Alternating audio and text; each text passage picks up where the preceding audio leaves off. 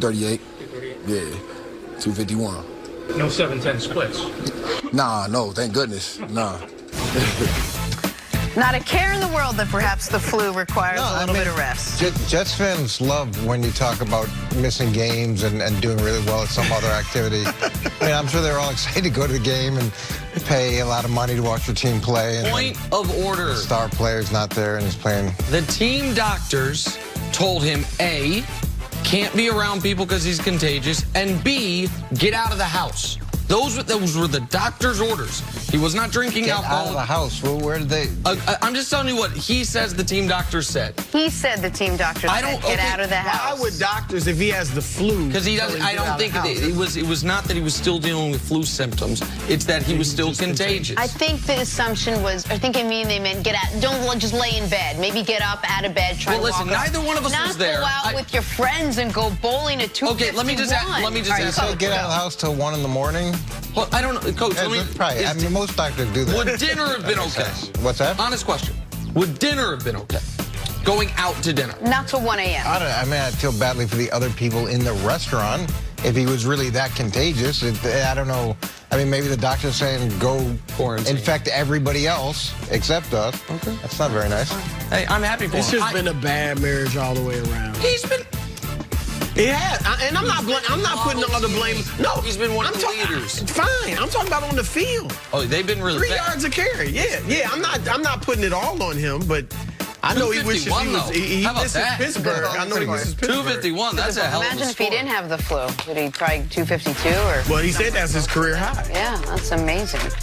Really happy. Le'Veon Bell's flu game. How about that? Okay.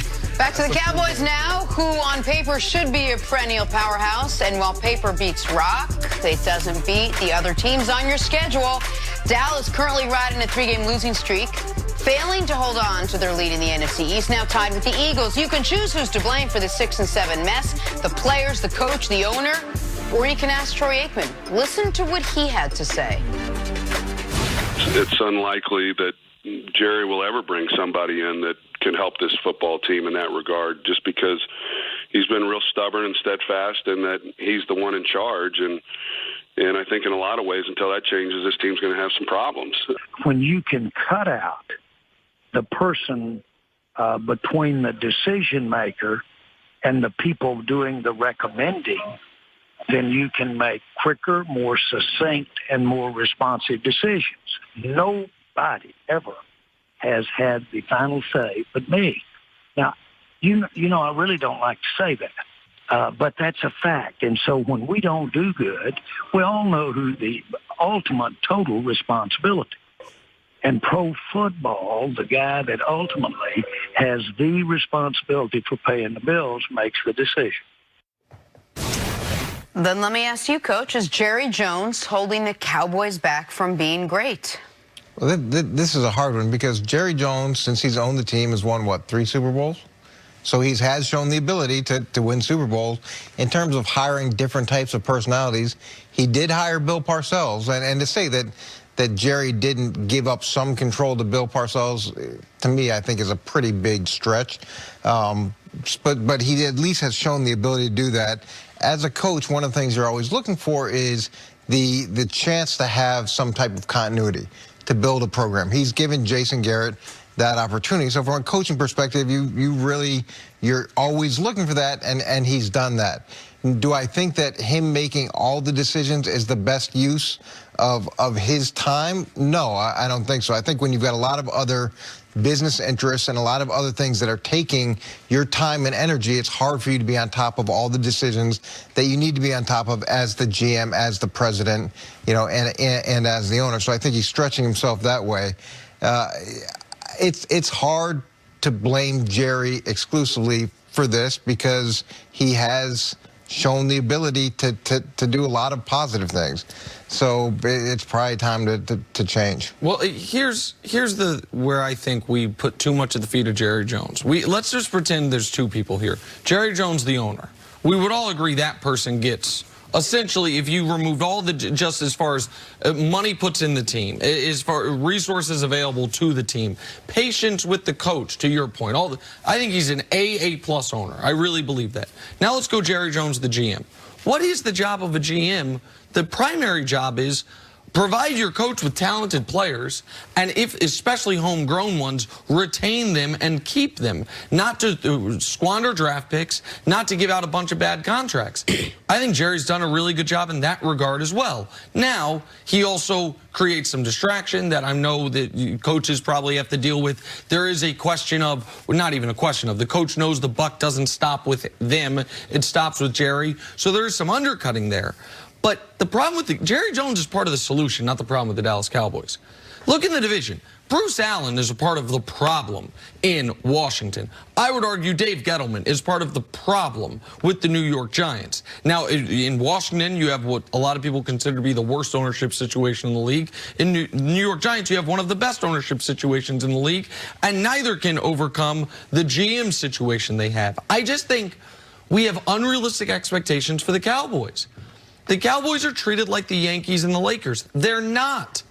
The Yankees have been great in they just had their first decade ever without a World Series appearance, right? That was the big deal about the 2010s, is that they've been great every decade. The Cowboys were arguably, after Pittsburgh, the franchise of the 70s.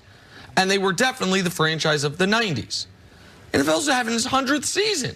Like, the Lakers have been great every year, or every decade dating back to Minneapolis. We put the Cowboys up to an echelon that, to me, they have not earned, and therefore we hold everyone to a standard that, to me, is somewhat of an unfair one. I actually think the Cowboys are where the Yankees are in baseball and the Lakers are in basketball. Like, they're one of the biggest franchises in marketing wise, no question. No question.